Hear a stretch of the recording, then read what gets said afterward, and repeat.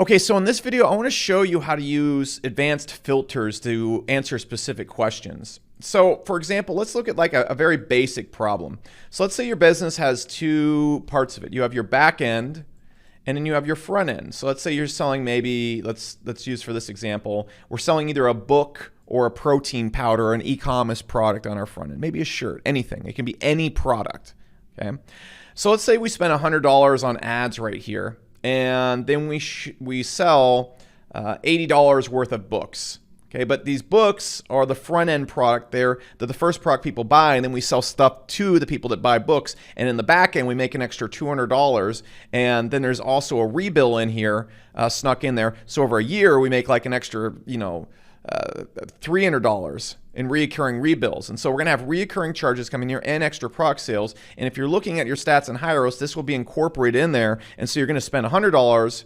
You make 80 back the first day, but then eventually over time, when you're looking at last click mode and the sales are attributed back to that click or in first seen or something like that, you're going to see an extra $300 in there. So you're going to see $380.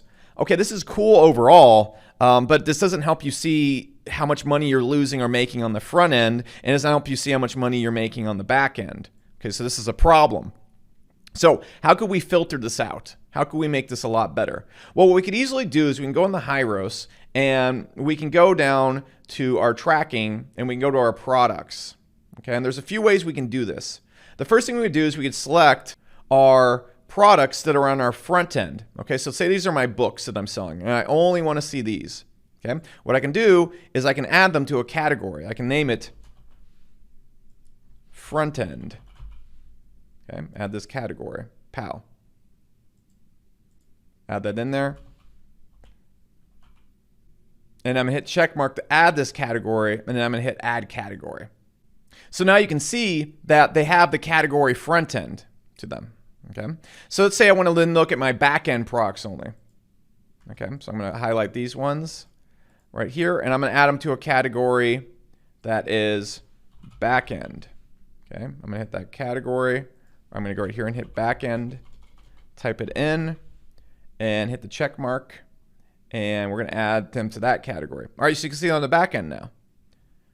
See how that's split up? Now you can also see, let's say these products are reoccurring. So let's imagine this product rebills over and over again, but we only wanna see the front end sale of it. All right, we don't wanna see every rebill that comes in. We can also go and click on products, and this should be done by default, by the way.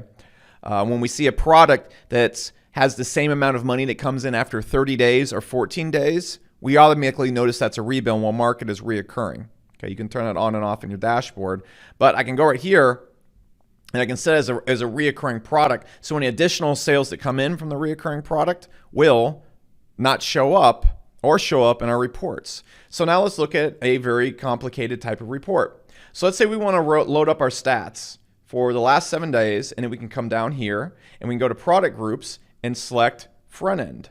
Okay, so my business isn't set up like this. So this won't be the best example, but what the report board will then only show is sales from front end products. So it will eliminate everything else. And so you'll only see the book sales. So what it'll show instead on the report is, let's say you spent $100 and it will only report the front end book sales, not any reoccurring sales, not any back end sales. Okay, and you'll be able to see simply how much you made from the books. Okay.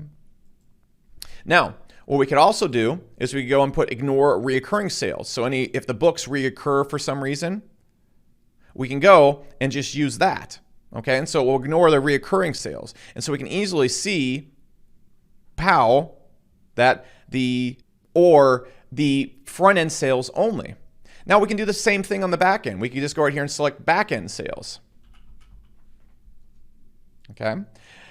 And then it will only show the back end products we have right there. So we'll show the money made from these ads in the back end. And we can put in reoccurring sales, and we could have that. And we could also include, well, if we want to see total sales, but we have other products in our business, maybe they're different funnels, we can only put front end and back end, and we can see this whole funnel combined together, and we'll only report on those products in there so we can kind of see an isolated image. Okay?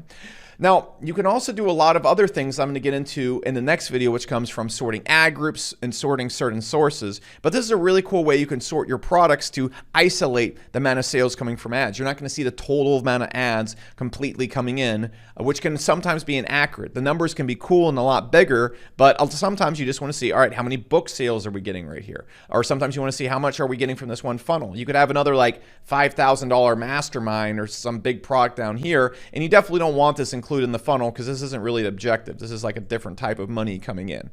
Okay, and so this is a really advanced way to look at your products from a unique angle. And again, super good luck tracking this in any ad platform. Okay, you're not going to do that. You're not going to be able to see these stats, especially the back end stats that are coming in over time. So this is how we separate back end and front end to see some really, really unique stuff that will help us with specific types of funnels and business models.